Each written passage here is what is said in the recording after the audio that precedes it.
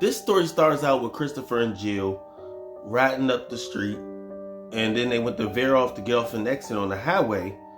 And when they went to get off the exit, everything went blank.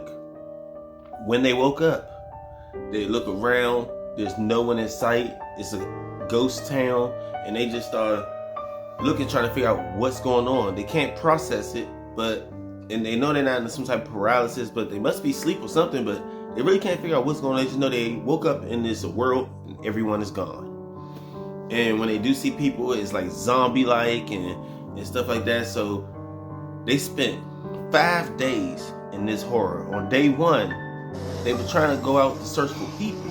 So they go in different like convenience stores and stuff. And of course, while they in there, they raid the store for like canned goods and stuff they gonna need to survive, because apparently the world is not active at this point.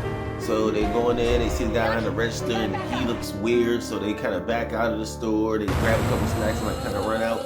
But when they go in another store, they see this guy and he look crazy, you know, so he jumps over the counter and he starts running after him, and then they run out of the store and now they scared and stuff, and the nighttime is coming and they like, we gotta find shelter somewhere. So they go into this big hospital looking building. When they go inside, they hear all types of noises and stuff, and they creeping up the hallway, and they try to find a room, and as they turn around the hallway, all of a sudden, boom, something comes buzzing through the wall, and it's this crazed man, and he's like super huge, and he starts walking towards them, and then all of a sudden he starts sprinting, and then at this point they scared, they trying to run, and he's banging at the other side of a door, he's trying to get through it, he can't get through it, and this big guy's coming towards him, so he turns around and he sprints another way, and he grabs his wife and says, let's go.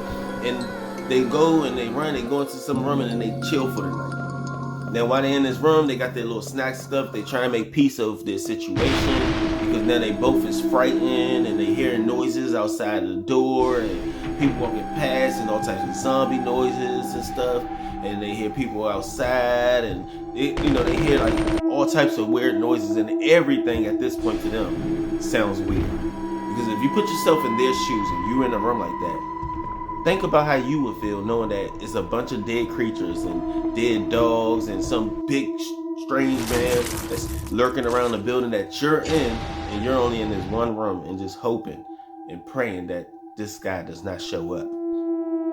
And eventually they fall asleep, they get up the next morning, and they say, all right, let's go try to continue our journey to find people. So they get out there, they start walking down the hallways and stuff, and then before you know it, boom, this crazed man comes back in as the same guy from yesterday. So now they're like, okay, this can't be a dream, this is real, this guy's chasing us.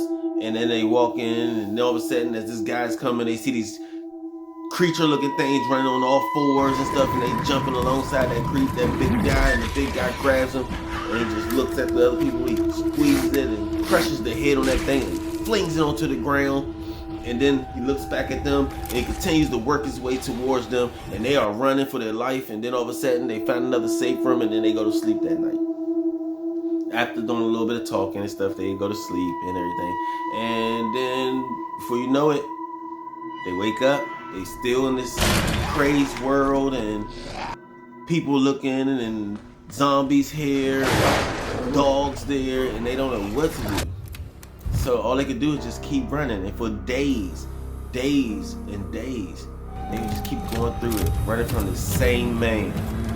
And eventually, he would catch one of them, and Christopher, unfortunately, would lose his life. So now it just left her all in this world, all alone, by herself.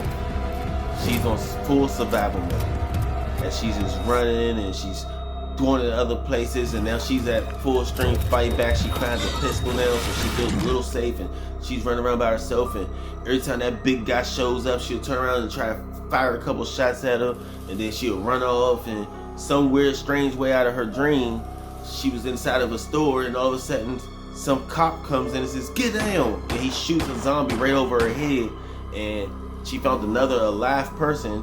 And then all of a sudden, the dream comes to an end.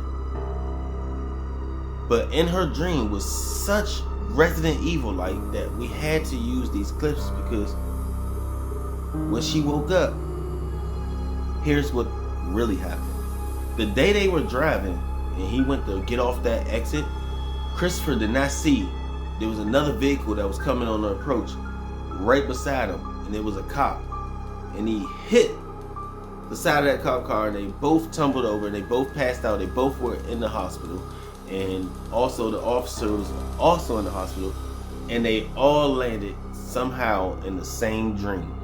The officer that saved her life from that zombie was the same officer that was involved in the car accident.